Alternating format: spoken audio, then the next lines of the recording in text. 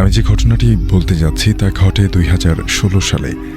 তখন আমি intermediate second ইয়ারে পড়ি।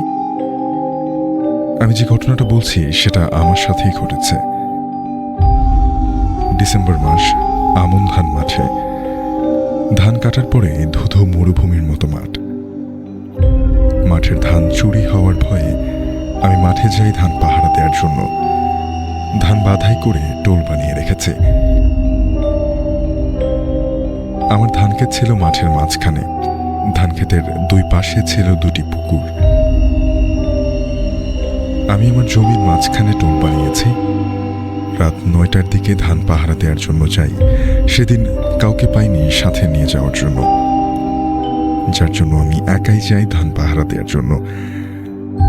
আমার গ্রামের পাশেই একটা বিশাল বড় বট গাছ ছিল।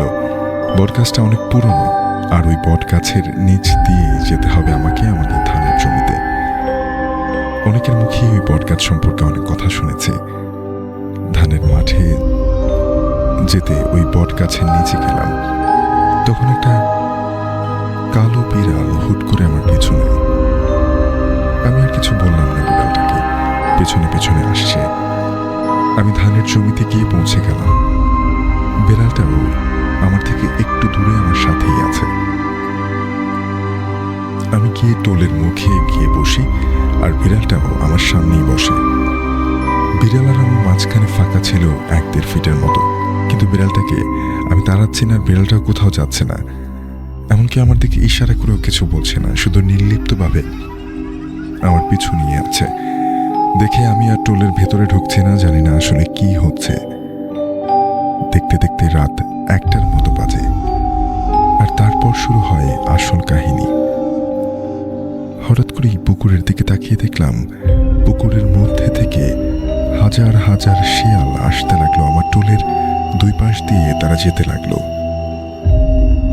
এই দৃশ্য দেখে আমি আমার চোখকে বিশ্বাস করতে পারছিলাম না। আমার শরীর ঘামতে লাগলো, আর বিড়ালটা ঠায় আমার সামনে বসে আছে, আমার দিকে তাকিয়ে চোখ বড় বড় করে। শিয়ালের ঝাঁক যাচ্ছে তো যাচ্ছি, আমার মনে হচ্ছে আমাকে খেয়ে ফেলবে। তার কিছুক্ষণ পরে মনে হচ্ছে যে টোলের পেছনে কেউ একজন আছেন। তখন বিড়ালটা আমার সামনে থেকে উঠে গিয়ে পেছনে গেল। তারপরে বিড়ালটার মারামারি ধস্তাধস্তির মতো শব্দ শুনলাম। আমার সাহস হচ্ছে না যে আমি পিছনে গিয়ে দেখবো কি হচ্ছে। আমার কাছে মনে হচ্ছিল বিড়ালটাকে গিয়ে এই ভয়ানক শিয়ালগুলো কিছু করলো।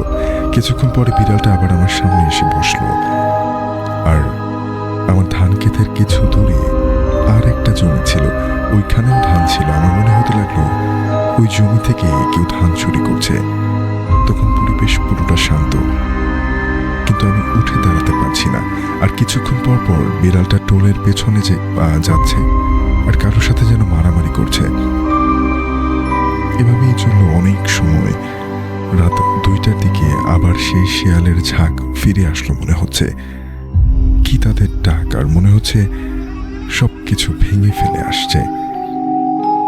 আর আমার এক বড় ভাই বলেছিলেন যে যদি কিছু দেখো তাহলে নিজের জমি থেকে না উঠে অন্য কারো জমিতে যাতে না যাই। নিজের জমিতে থাকলে তারা ক্ষতি করে না। তার কথা ভেবে আমি আর উঠে যাচ্ছি না। বাসায় আসার কথাও ভাবতে পারছি না, কারণ আমার সামনে তাদের সাথে আমি দৌড়ে উঠতে পারবো না। আর টোলের ভেতরে ঢুকতে পারছি না যদি টোল সহকারে আমাকে চাপা দেয়। আর 1 বিঘা জমির ধান সব দিয়ে টোল বানিয়েছিলাম, যার ওজন অনেক হবে। এর ভেতরে আমাকে চাপা দিয়ে ফেললে আমার কি হবে, এই ভেবে আমি আর ভেতরে ঢুকছি না।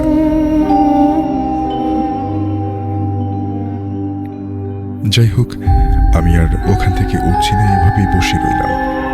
আর শীতের রাত, আমার সমস্ত শরীর ঘামে ভেজে যাচ্ছিল। তারপরে শুনতে পাচ্ছিলাম যে পুকুর থেকে অনেক ছেলে যদি একসাথে গোসল করে তাহলে যেভাবে হয় ঠিক তেমনি ভাবে পুকুরে হইচইয়ের আওয়াজ শুনছি। মনে হচ্ছে অনেক মানুষ গোসল করছে পুকুরে, আর পুকুরের পানি সব পুকুরের পাড়ে উঠে আসছে।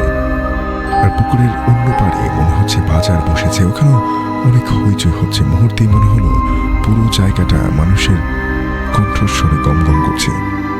এসব দেখে আমার শরীর পুরো কাঠ হয়ে গিয়েছে। কোন দিকে আমি মুভ করতে পারছি না। রাত 3:40 আর দিকে মনে হচ্ছিল যে গ্রামের দিক থেকে কুপি পাতি নিয়ে কেউ একজন আসছে। তখন ভাবলাম আমার বাবা মনে হয় আসছে। আমি হাফ ছেড়ে বাঁচলাম যে আর কোনো ভয় নেই, বাবা তো আসছে। যখন কাছাকাছি আসলো তখন আমি যেটা ভেবেছি সেটা ভুল। আমার বাবা না, একটা সাদা জুব্বা পরা মানুষ, কিন্তু তার পা মাটিতে না, মাটি থেকে 1 ফিট মতো উপরে।